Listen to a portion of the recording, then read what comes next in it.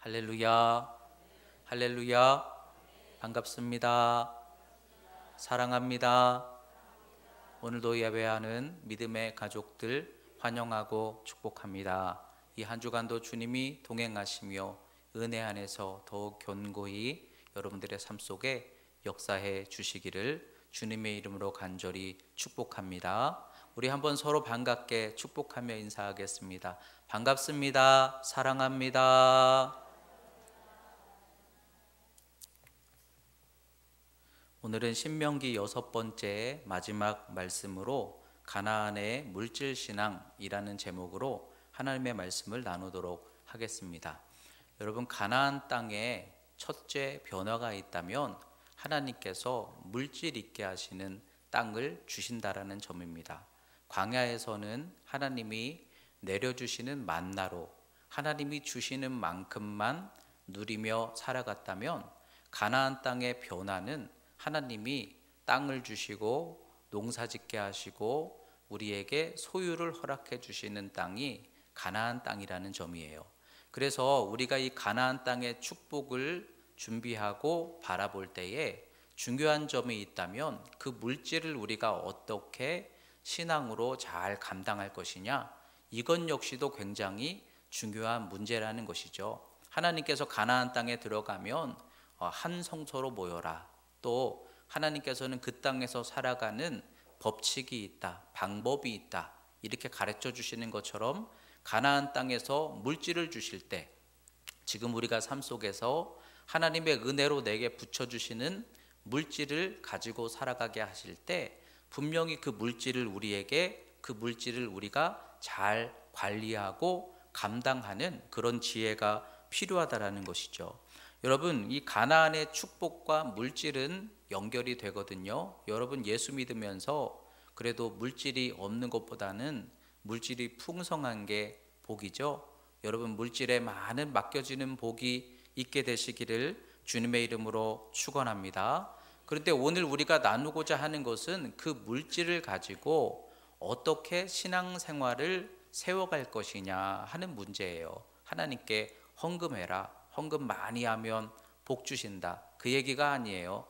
이 물질을 어떻게 우리가 거룩하게 관리를 잘 해서 물질이 우리에게 유익함이 되고 믿음이 되게 할 것이냐, 사실은 이 문제를 우리가 나누려고 하는 것인데, 성경에서는 물질을 맡기시는 은사다, 이렇게 표현을 하고 있어요. 여러분, 물질은 은사라는 거예요. 하나님이 맡기신다는 거예요. 어떤 사람에게 맡기실까요? 잘 청지기처럼, 선한 청지기처럼 잘 감당할 수 있는 사람에게 맡기시는 것이죠. 은사도 누구에게 맡기실까요? 저는 목회를 하기 때문에 하나님이 말씀의 은사라든지 치유의 은사를 맡기시는 거예요. 왜? 목회를 잘 감당하라고. 그것처럼 물질이라는 부분도 분명히 맡기시는 것인데, 그것을 잘 감당할 수 있는 사람에게 하나님이 맡기신다라는 것이죠. 부유하고 가난한 게 중요한 게 아니더라고요. 여러분, 아무리 우리가 가난해도 그 가난 속에서 부유하게 그 가난함을 감당할 수 있다면 그 사람은 가난한 게 문제가 되지 않아요. 여러분, 성경에서 부자를 말할 때 돈이 많다 적다 이게 아니에요. 우리가 적든 많든 그 속에서 그것을 풍성하게 감당하며 살면 물질이 없어도 우리는 부유한 인생을 살아갈 수 있게 될 줄 믿으시기 바랍니다. 그런데 부유해도 많은 것들을 가졌는데 그걸 관리를 잘 못해서 부유한데 나가는 게 더 많아요. 부유한데 쓰는 게 더 많아요. 그러면 그 사람의 인생은 가난한 인생이 되거든요. 그런 의미에서 하나님이 은사에 따라 물질을 맡기신다라고 한다면 우리는 이 물질을 어떻게 거룩하게 지혜롭게 관리할 것인가, 이게 중요한데, 성경에서는 가난한 것보다 부유한 것이 더 위험하다라고 말씀해서 걱정을 더 많이 하셔요. 여러분, 우리가 부유함을 꿈꾸고 있다면, 그래도 이왕이면 넉넉하게 하나님이 맡겨주시기를 기대하고 있다면, 성경에서는 가난한 것보다 부유한 것이 더 우리에게 위험하다. 그래서 낙타가 바늘기로 천국에 들어가는 것이 낙타가 바늘귀로 들어가는 것보다 어렵다, 이렇게 말씀하시죠. 부자가 천국 못 간다, 그 얘기는 결코 아니에요. 그렇다고 가난해야 천국 간다, 그 얘기도 아니에요. 그러나 중요한 것은 우리 모두가 다 부요함을 사모하고 있단 말이죠. 그러면 부요하게 될 물질을 관리할 수 있는 능력을 갖춰야 하나님이 우리에게 은사로 물질을 맡겨주실 거 아니겠습니까? 그런 의미에서 우리는 가난하는 것도 물론 가난한 인생도 많지만 하나님이 맡겨주셔서 부요하게 하실 수 있는 그런 기회가 많이 있다고 생각할 때 그 부요케 하시는 물질을 어떻게 지혜롭게 잘 감당할 것인가. 그런데 물질이 왜 위험합니까? 두 주인을 섬기게 된다고 말씀하죠. 물질이라는 것을 자꾸 의지하다 보면은 하나님을 잃게 되는 것이죠. 마음을 빼앗기게 되기 때문에 위험한 것이죠. 그래서 중요한 것은 우리가 이 물질을 관리하는 것이 중요하고 물질로 거룩한 부를 이루어가는 게 중요한데, 그러면 물질로 거룩하다, 물질로 부요하다, 그게 뭘 말하는 걸까요? 많이 가진 것은 얘기하는 게 많이 가졌다라는 얘기는 아닐 거예요. 여러분, 많이 가져서 부요한가? 아까도 말씀드렸지만 많이 가졌어도 얽매이고 쓰는 게 더 많으면 그 사람은 가난한 인생이 되거든요. 다시 말하면 성경에서 물질에 거룩한 사람, 물질에 부요한 사람이 누구냐? 많이 가졌느냐가 아니라 어떻게 그걸 쓰느냐, 이게 중요한 거예요. 물질에 부유한 사람, 물질로 거룩한 사람이 누구냐? 그 물질을 거룩하게 쓸 줄 아는 사람, 물질을 다스릴 줄 아는 사람, 물질을 부유하게 관리할 줄 아는 사람, 이게 이제 사실은 부유한 물질의 신앙을 이야기하는 것인데, 그런데 중요한 것은 우리가 이 물질을 지혜롭게 관리하기 위해서는 나름대로의 지혜와 방법이 필요하더라는 거죠. 저도 이제 예전에 예를 들어서 저도 이제 제 지나온 날들을 이렇게 되돌아보니까요, 저도 물질을 이렇게 바라보면서도 하나님이 주시는 만큼만 누려야 하는 그런 때가 있었더라고요. 근데 다들 그렇죠. 뭐 신학교 시절, 대학생 시절, 또는 전도사 시절, 부목사 시절, 적어도 35년, 40년 정도는 하나님이 주시는 만큼만 누릴 수밖에 없던 그런 때가 분명히 저도 있었어요. 근데 생각해 보면 허락해 주시는 만큼, 필요한 만큼, 그런데 참 넉넉하지 않은 그 상황 속에서 그래도 그때가 참 좋았다 이렇게 느끼는 것은 없는데, 그래서 하나님께 기도했을 때 하나님이 기가 막히게 채워주시는 놀라운 섭리들이 많이 있었어요. 여러분, 없어서 하나님을 의지할 수밖에 없는 그때가 어떤 때일까요? 하나님의 도우시고 하나님의 먹이시고 입히시는 은혜를 만날 때인 줄 믿으시기 바랍니다. 여러분, 어렵고 힘들다고 좌절하지 마시고, 없기 때문에 하나님이 어떻게 이 필요한 것을 채워가게 하실까, 그것을 하나님의 섭리 속에서 풍족히 만날 수 있는 우리 믿음의 성도들이 되시면 좋겠습니다. 그와 같은 믿음의 복을 누리게 되시기를 주의 이름으로 축원합니다.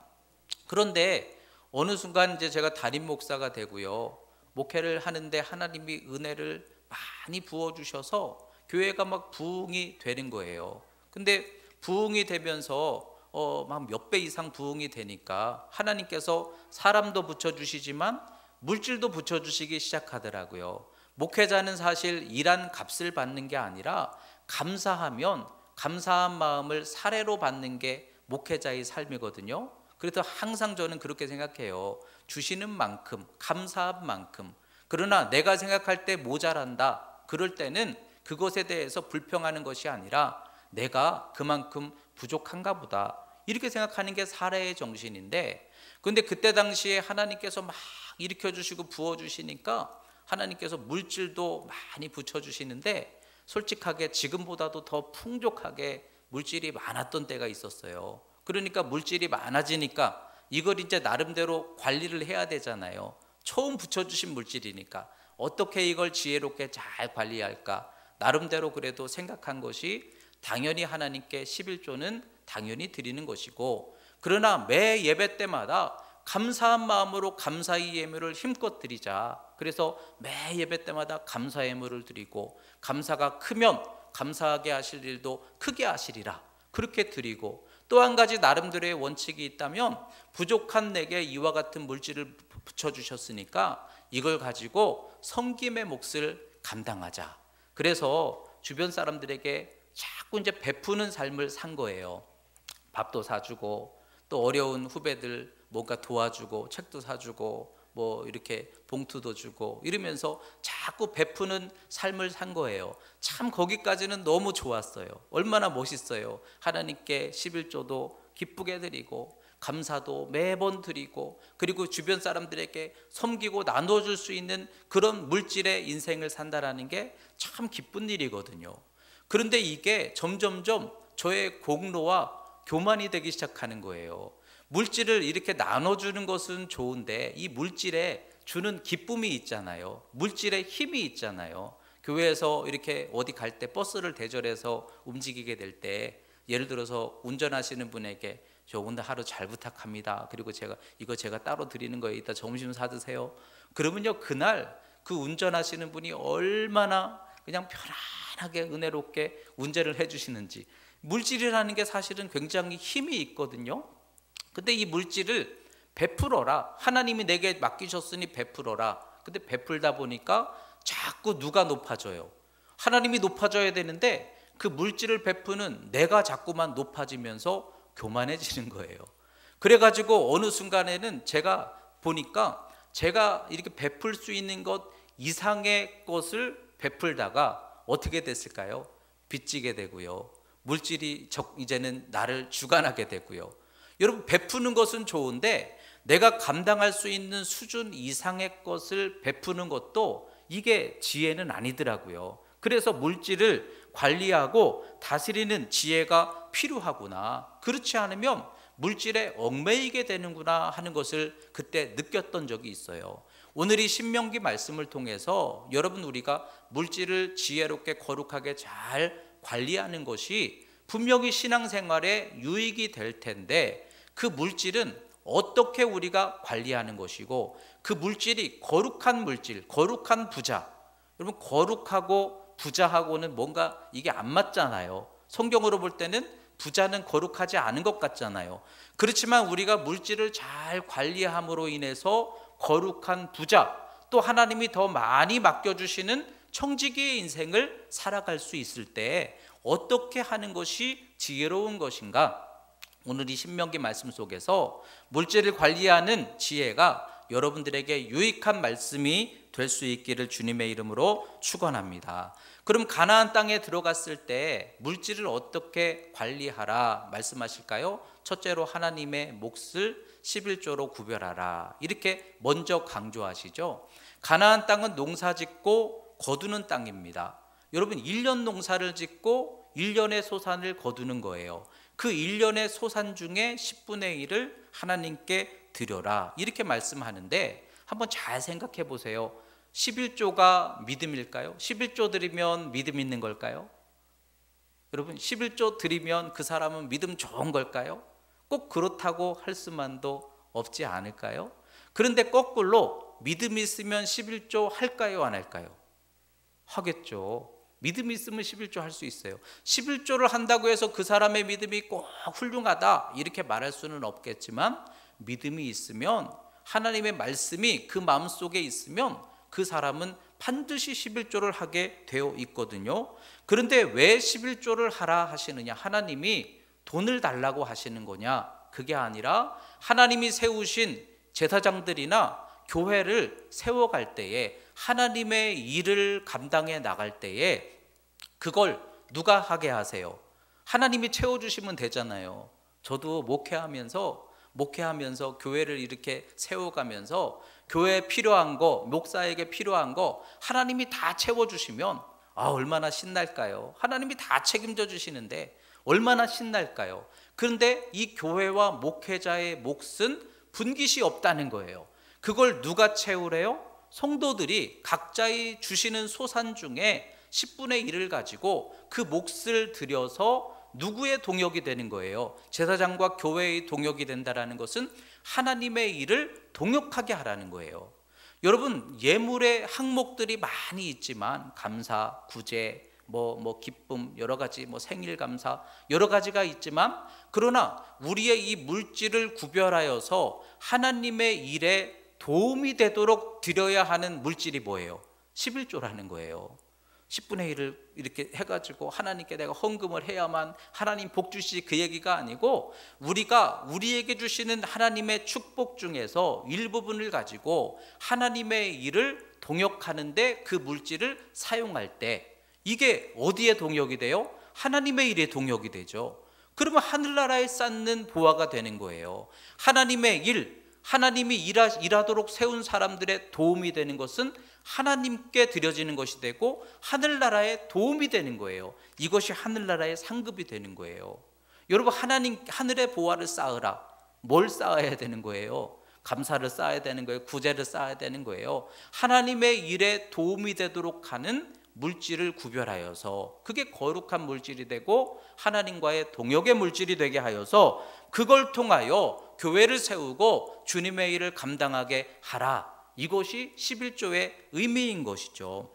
11조가 꼭 그렇게 표현될 수는 없지만요, 세금하고 조금 비슷하지 않아요? 죄송해요, 오해하지 않으시기 바라요. 세금 내라, 11조 내라, 세금 내라, 그 얘기가 아닙니다. 근데 11조라는 그 의미의 목적을 잘 생각해 보면 세금과 비슷한 게, 여러분, 세금 내는 인생이 복이에요? 세금 안 내는 인생이 복이에요? 그래도 세금 많이 내는 사람이 복 아니에요? 떳떳하게 나라에다 대고 내가 세금 내는 사람이야, 이렇게 말하는 사람이 사실은 더 복 아니에요? 그리고 세금을 내므로 인해서 뭐가 유익이 있어요? 세금을 내면 막 뺏기는 것 같지만, 그래서 내가 살아가는 터전의 나라가 할 일을 하고 안정되고 다양한 많은 일들을 해서 그 혜택을 내가 누리게 되는 것처럼, 하나님의 일에 내가 동역을 하면요, 하나님의 일을 동역하는 것으로만 끝나는 게 아니라 주의 종이 말씀으로 풍성해지고 강건해지고 교회가 부요해지면 그만큼 교회를 통해서 내게 허락해 주시는 혜택이 사실은 더 많잖아요. 여러분, 우리 반석교회가 더 부흥이 되면요, 더 은혜롭고 유익한 프로그램들을 만들어낼 수 있어요. 또 할 수 있으면 더 좋은 목사님들 가끔 모셔서 여러분 별미도 먹을 수 있어요. 이게 우리가 함께 동역해서 하나님 나라를 세워가라라는 거룩한 물질을 다스리는 지혜가 된다라는 것이죠. 그리고 또한 여러분, 이 11조는요 하나님의 일을 위한 헌금인 거예요. 그런데 이 11조를 내가 드리면 분명히 11조는 누가 드려요? 하나님이 소유를 주신 사람이 드리겠죠. 근데 없는 사람은 사실은 못 드려요. 또 마음은 있는데 정말 드리기가 어려운 사람들은 못 드려요. 그렇지만 이런 분들도 똑같은 혜택을 받아야 되잖아요. 그렇잖아요. 우리나라가 많은 사람들의 세금을 통해서 국민 의료보험의 혜택을 다양하게 누리는 거, 나는 세금 못 내도 그래도 혜택을 다양하게 누리듯이 오순절 마가다락방 성령의 역사를 통해서 있는 사람들이 소유를 나눠 없는 사람들과 나누어 주었다. 그와 같은 아름다운 역사가 지금 동일하게 나타날 수 있는 지혜가 뭔가 하고 보니까, 내가 주님의 일에 내 몫을 감당하면 그것을 통해서 그걸 드리지 못하는 사람들도 똑같이 교회에 와서 말씀 듣고 식사 나누고 교제 나누고 도움을 얻을 수 있게 하는 것,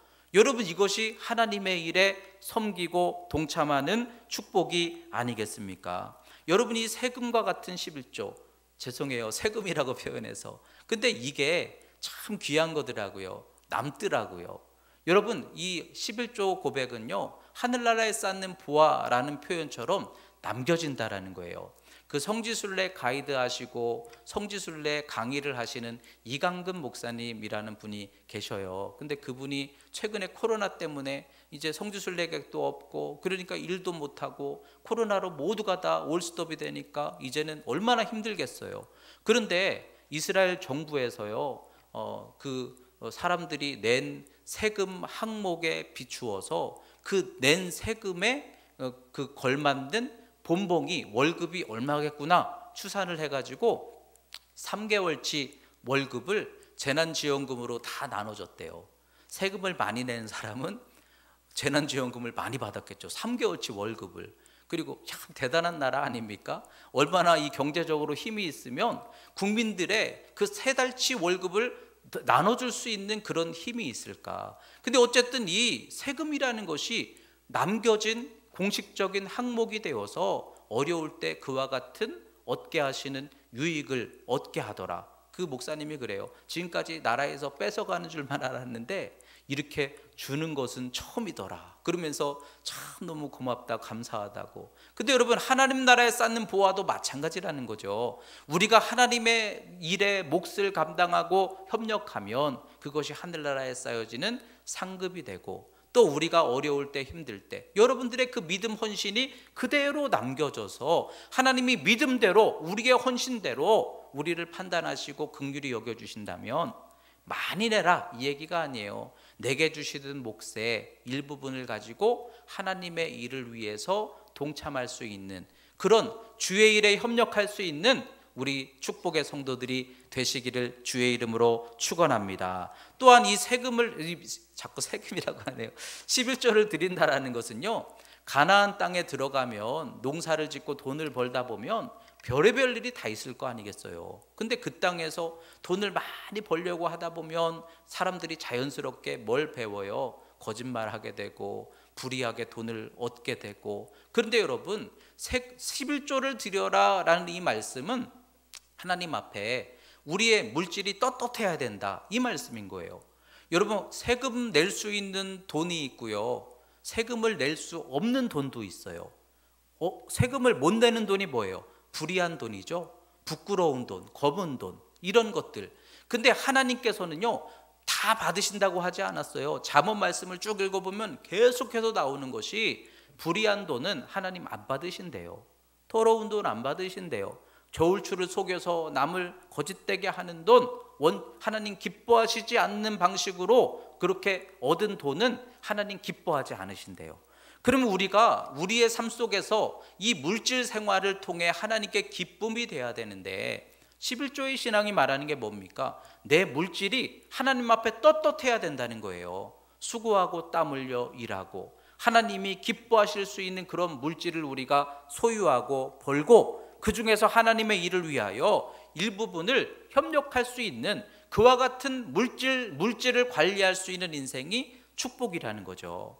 여러분, 물질의 거룩함이 뭡니까? 잘 쓰는 것에 있는 거예요. 물질을 거룩한 쪽으로 관리할 수 있는 게 사실은 축복인 거예요. 그런 의미에서 여러분, 물질이 건강한 물질, 하나님이 기뻐하실 수 있는 물질이 여러분들에게 날마다 흘러갈 수 있는 그런 물질의 건강한 삶이 되시기를 주의 이름으로 축원합니다. 그리고 우리가 예수를 믿는다라는 것은요, 사실 11조가 전부는 아니잖아요. 11조는 못할 수도 있어요. 형편 따라, 상황 따라 정말 너무 어려워서 못하는 사람들, 주님이 그거 잘못했다 이렇게 말씀은 안 하실 거예요. 그렇지만 적어도 우리가 주님의 일을 위해서 복음의 증인이 돼야 된다, 땅끝까지 주님을 증거해야 된다, 이 말씀을 위해서 주님을 위해 내가 뭔가 조금이라도 힘이 되어야지 하는 마음이 있다면 적어도 11조는 못해도요, 선교는 해야 되지 않아요? 교회가 뭐 하는 곳입니까? 복음 전하는 곳이고 이웃들 섬기는 곳이잖아요. 그러려면은 적어도 우리가 선교하는 마음은, 구제하는 마음은 있어야 된다. 오늘 말씀과 같이 분깃 없는 제사장들을 위해서, 그래도 저는 우리 반석교회 목사니까 저에게는 분깃이 있어요. 그래도 사례가 공식적으로 나와요. 그렇지만 분깃 없는 제사장이라는 것은 선교지에 나가서 완정되지 못하여 사역하는 분들, 또는 지금 교회를 세우기 위해서 분투하는 분들, 이런 분들을 위해서 우리가 하나님 맡겨주시는 물질의 일부분의 몫을 가지고 그분들을 위해 협력하고 돕고 섬길 수 있는 그런 우리의 물질 신앙이 될 수 있어야 한다라는 것이죠. 여러분, 물질이 거룩하다 이건 아니지만 물질을 거룩하게 쓰면 거룩한 물질이 될 수 있어요. 여러분, 가나안 땅에서 맡겨주시는 물질 속에서 그 물질을 거룩하게, 지혜롭게, 복되게 선용할 수 있는 저와 여러분들이 될 수 있기를 주님의 이름으로 축복합니다. 두 번째로 오늘 말씀은 11조인데 앞에 보면은 11조에 대해서 강조하시고, 두 번째로 오늘 읽은 말씀은 11조는 11조인데 구제의 11조를 말하고 있어요. 이것도 무슨 말인가? 신명기에 나오는 아주 특별한 말씀이에요. 11조를 드리되 3년에 한 번은 그 11조를 거둬서 모아뒀다가 가난한 사람들, 어려운 사람들, 약한 사람들을 위해서 구제하는 데 써라, 이거거든요. 구제를 위한 11조를 드리란 말씀이에요. 하나님께 내 11조의 몫을 드리는 것도 중요하지만 내가 3년에 한 번은 적어도 구제의 11조를 드릴 수 있어야 된다. 그러니까 3년에 한 번, 우리는 한 달 이렇게 생각하는데, 여러분 이스라엘은 1년 농사잖아요. 1년 농사면 봄에 씨를 뿌려 가을에 거둔 그 소산의 11조를 구제를 위해서 써라. 다시 말하면 우리가 매번 드리는 11조에 적어도 3분의 1을 이웃을 위해서 섬기는 일에 적어도 우리가 그것을 구별하여 쓸 수 있어야 된다라는 그런 말씀인 것이죠. 여러분 구제라는 것은요, 어떻게 합니까? 그래도 형편 따라 하고 마음에 감동 있으면 하고, 그러나 마음이 없으면 못하고, 구제는 우리가 생각할 때는 선택사항이라고 생각하잖아요. 근데 하나님 말씀하시는 거예요. 하나님이 우리에게 붙여주시는 물질 속에서 이웃을 위하여 몫이 있다는 거예요. 그것은 오늘 말씀처럼 하나님이 정하는 명령이라는 거예요. 이웃을 섬기는 것에 대해서 우리는 마음이 있으면 하고, 이게 아니라 내가 반드시 하나님께 내 물질의 몫을 드리듯이 이웃을 위해서도 그 명령을 지킬 수 있는 사람이 되어야 된다, 이런 말씀이거든요. 여러분 부요하여서 이왕이면 남을 섬길 수 있는 그런 인생들이 되시기를 주의 이름으로 축원합니다. 제가 항상 기도하면서 하나님께나 사람에게나 부요한 인생 되게 하여 주시옵소서. 그게 축복이라는 거예요. 그래도 남에게 줄 수 있는 것이 여러분 축복이죠. 그렇게 기도하세요. 남에게 많이 베풀 수 있는, 그래서 많이 하나님이 맡겨주실 수 있는 그런 축복의 인생을 살게 해달라고 기도하시기를 주의 이름으로 축원합니다. 우리나라는 부요, 부자 그러면요 재벌, 근데 그 이미지가 뭐예요? 재벌 하면은 갑질, 졸부, 그죠? 우리나라 사치향락, 우리나라 느낌은 그래요. 근데 외국에서는, 미국에서는 특별히 부자, 재벌 그러면 성공한 사람, 그런데 성공해서 승리해서 다른 사람들에게 기여하는 사람. 가나안 땅 정복할 때요, 먼저 요단 동편 땅을 차지했던 지파들 있죠. 먼저 차지한 사람, 그러니까 먼저 안정되고 먼저 누리던 그 지파들, 나중에 가나안 땅 향해 들어갈 때 어떻게 하죠? 맨 앞장서서 먼저 받은 만큼 먼저 헌신하는 사람들로 쓰여지게 되는 것처럼, 여러분 재벌, 하나님이 축복하시는 목적이 뭐냐? 우리나라는 돈 가지고 갑질한다. 그런데 외국에서는 그게 아니라 내게 많은 물질을 준 것을 가지고 내가 이 사람들에게 어떻게 기여하여 쓰임받을 수 있을까? 그래서 재벌들이 굉장히 많은 좋은 일들을 한다고 그래요. 뭐 지역을 위해서 도서관을 짓고 병원을 짓고 학교를 짓고 장학금으로 후원하고, 참 얼마나 멋져요. 여러분 우리가 살아가면서 그래도 장학금 줄 수 있는 인생이 되는 게 복이 되는 줄 믿습니다. 여러분 그렇게 되기를 소망하시기를 주의 이름으로 축원합니다. 일생 동안 고생해서 벌은 그 물질을 가지고 학교에 기부해가지고, 충남대학교에 가면 정심화홀이라는 아주 아름다운 그 공연장이 있잖아요. 왜 이름이 정심화홀이야? 나 좀 이해가 안 돼요. 정심화홀이 뭐지? 그랬는데 알고 보니까 그 공연장을 그 헌신해서 이렇게 짓게 하신 분의 이름을 따서, 얼마나 멋있어요. 일생 동안 내가 그래도 하나님께 물질의 부유함을 받아서 그 부유함을 가지고 나 잘 먹고 자랑하며 사는 그것이 우리의 목적이 아니라, 다른 사람들을 위해서 내가 어떻게 정말 가치 있게 기여하고 섬길 수 있을까, 이런 꿈을 꾸는 게 재벌이라는 거죠. 그래서 외국에서는 재벌에 대한 꿈꾸는 젊은이들이 많대요. 왜? 돈 많이 벌려고 하는 게 아니라 나도 성공해서 많은 사람들에게 뭔가 기여할 수 있는 인생을 살고 싶다. 우리나라에도 보면 최부잣집이라고 여러분 들어보셨죠? 어디 전주인가요? 어디에 있다고 하던데 저도 자세히는 몰라요. 근데 보니까 최부잣집, 만석군이라고 그러죠. 그 당시에 어마어마하게 부자였는데 그 집은 항상 곳간이 열려 있었다고 그러죠. 며느리들, 가족들이 하는 일이 뭐예요? 그 가족들이 많이 갖게 된 물질을 가지고 누리는 게 아니라 이 물질 가지고 찾아오는 사람들, 배고픈 사람들 곳간 열어 어떻게 하면 필요한 사람들에게 나눠줄까? 그게 가족들이 하는 일이에요. 맏며느리 뭐해요? 배고픈 사람들 지나가다가 배고프다고 찾아오면은 음식 차려주는 게 그분들의 일이었다는 거죠. 부유하게 되니 그 부유함을 가지고 사람들에게 자신의 몫을 감당하는 거, 뭐 멋있는 말로 노블리스 오블리주, 내게 맡겨주신 책임을 다할 수 있는 인생. 여러분, 이거 얼마나 멋진 것입니까? 근데 부유함의 목적을 사람들이 잘못 바라본다라는 거예요. 제가 이제 연말에 기도 제목 써내세요 그러면요 꼭 나와요. 뭐가 나오냐면 젊은 사람들이 부자 되게 해주세요. 부자 되게 해주세요. 기도 제목. 그래서 제가 물어봐요. 너 부자 되면 뭐 할 건데? 집 사고 차 사고 세계여행 다니고 이런 거예요. 근데 정말 우리가 부유하기 원하는 목적이 어디에 있는가 하는 거예요. 어떤 사람은 부자가 돼서 혼자서 막 100명분을 먹고 살아요. 봐라, 부럽지? 나 오늘도 100명 사람들이 먹을 만큼 비싼 거 먹고 산다. 근데 어떤 사람은 부자가 돼가지고 혼자서 100명을 먹이는 인생을 사는 사람이 있어요.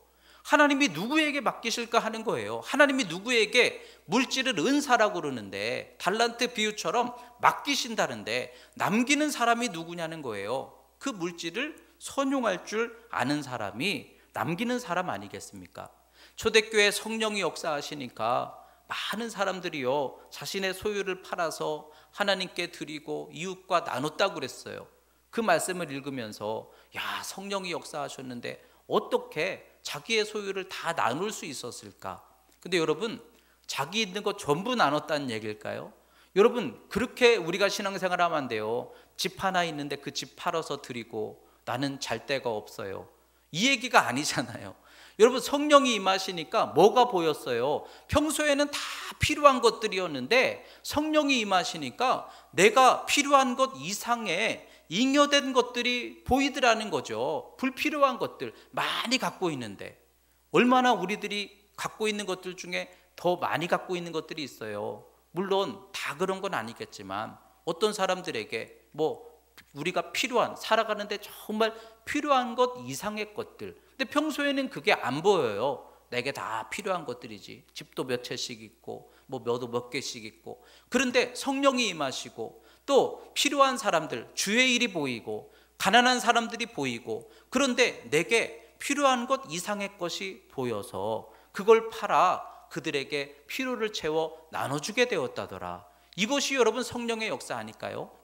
내가 있는 것 전부 드려라 그 얘기가 아니고, 내가 주신 필요한 것들 중에서 더 넘치는 것들이 있다면, 더 남는 것들이 있다면 그것을 쌓아만 두지 말고 그것을 흘려내게 하자는 것이죠. 하나님이 더 주신 게 있다면 그걸 섬기는 일에 쓰면, 손을 펴면 하나님이 또 그 손에 붙여주시지 않겠습니까?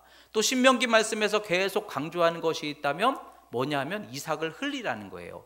이삭을 아주 그냥 추수할 때 전부 다 깨끗하게 걷어내지 말고 떨어지는 것들은 남기라는 거예요. 일부러 흘리라는 거예요. 룻기에 보면은 룻이 이제 그 추수하는 곳에 가서 이삭 줍기를 하잖아요. 떨어진 것들을 줍잖아요. 그것처럼 가난한 사람들이 주울 수 있도록 흘리라는 거죠. 밭에 내 기퉁이를 남기라는 거죠. 여러분, 흘리는 인생을 사는 게 복이에요. 세상 사람들 어떻게 하면 부자 돼요? 열심히 많이 벌면 부자 돼요. 안 쓰면 부자 돼요. 그죠? 안 쓰면 부자 돼요. 그래서 예수 믿는 사람도 부자 되려고 안 쓰려고 그래요. 정말 안 쓰려고 그래요. 그러나 그게 아니라는 거예요. 성경에서는 하나님께서 어차피 물질은 붙여주시는 것인데 이것을 흘려내라는 것이죠. 거스름돈도 흘려내고 나에게는 절제할지라도 남에게는 풍족하게 풍성하게 남에게는 남게 흘려낼 줄 아는 그런 인생을 살아가자는 것이죠.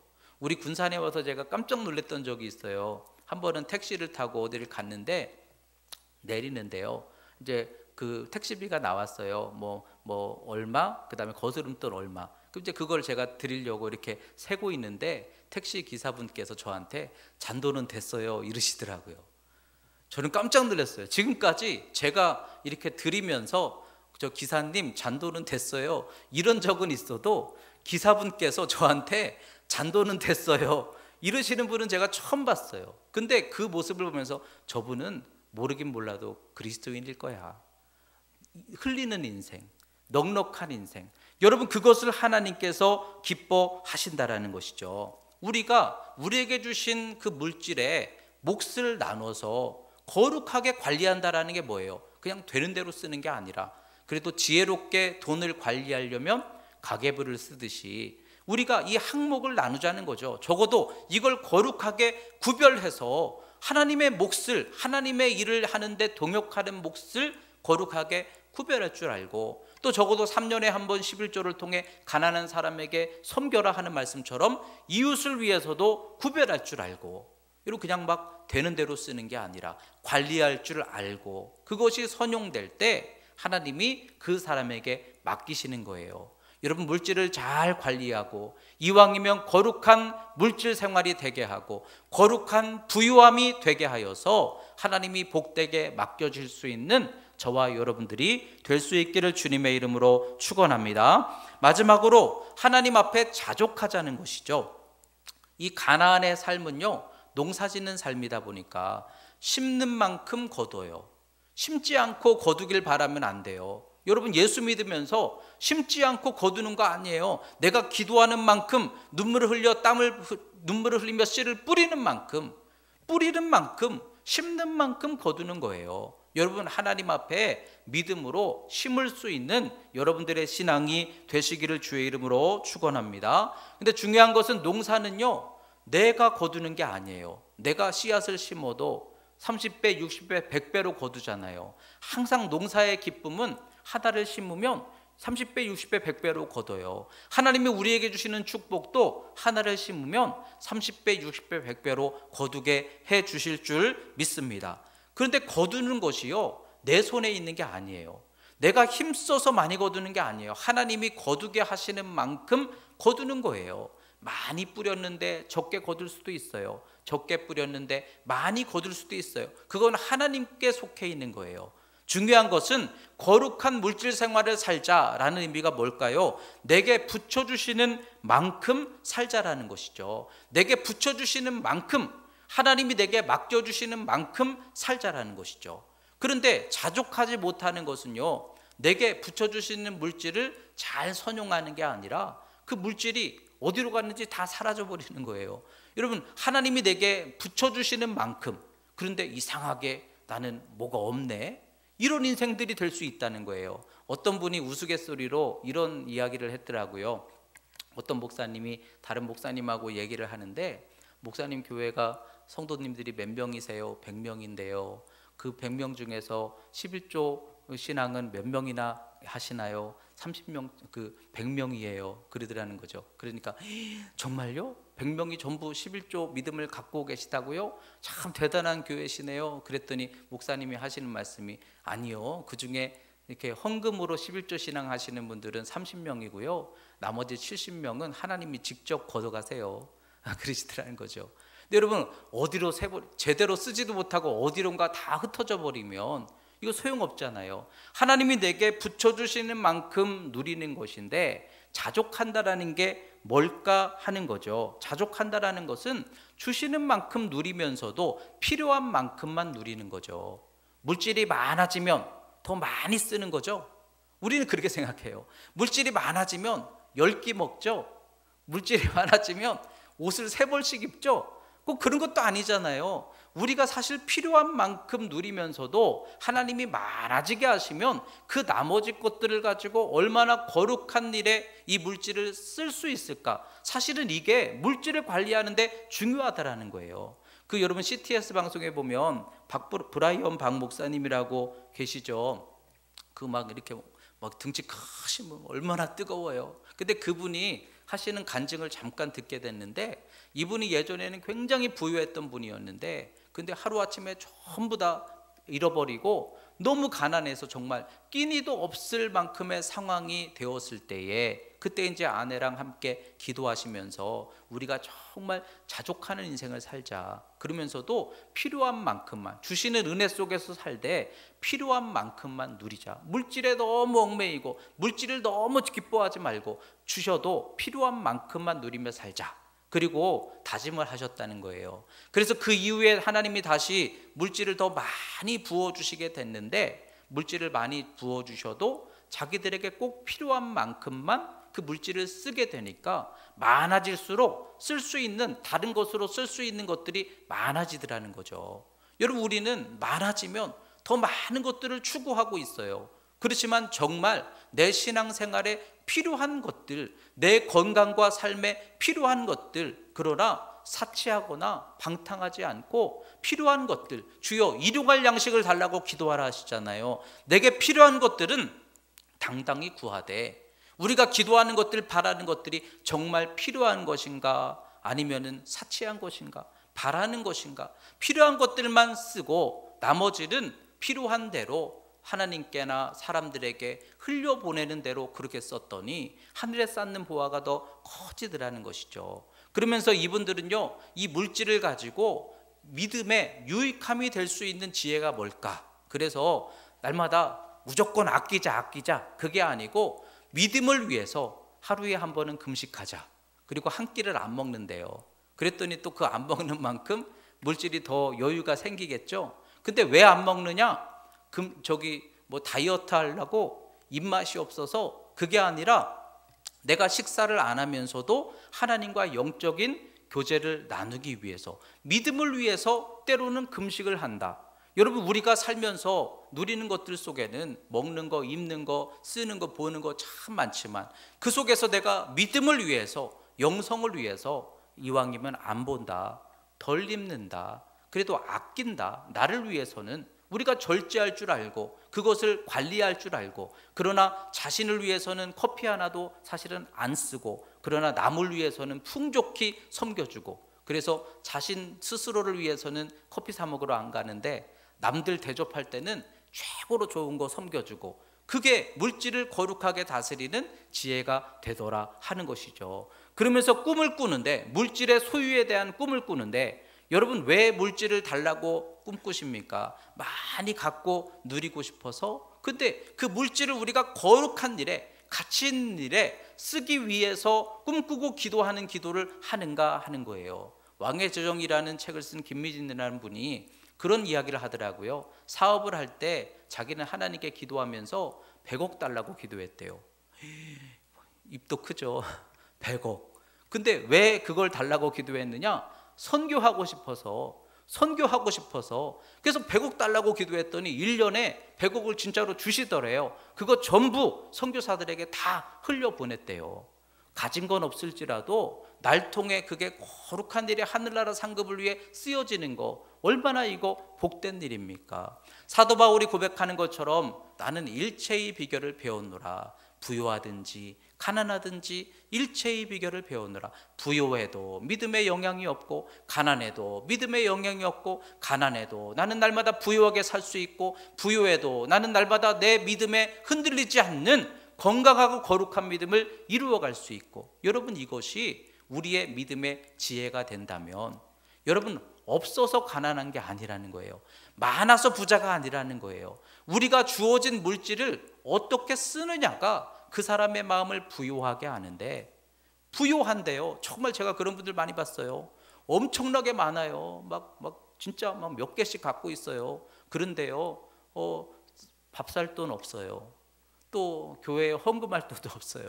쓸 돈이 없어요. 왜냐하면 어마어마하게 많은데 거기 얽매여서 쓰는 게 더 많아가지고, 그래서 정말 쓸 게 없는 거예요. 근데 어떤 사람은 제가 볼 때는 많이 없는데 참 부유한 사람이 있어요. 이웃을 위해서 얼마나 부유하게 살고, 하나님을 위해서 부유하게 살고, 남을 위해서는 부유하게 살고, 물론 자기는 아낄지라도. 여러분, 누가 거룩한 부자이고 누가 하나님 맡기실 청지기일까? 오늘 이 말씀을 통해 가나안 땅, 부욕해 하시는 땅, 우리 손에 붙여주시는 그 땅에서 하나님이 계속 붙여주실 수 있는 인생이 되려면 하나님 물으실 거 아니겠어요? 하나님 내게 물질 주세요. 뭐 할 건데? 하나님 물질 주세요. 그거 어떻게 쓸 건데?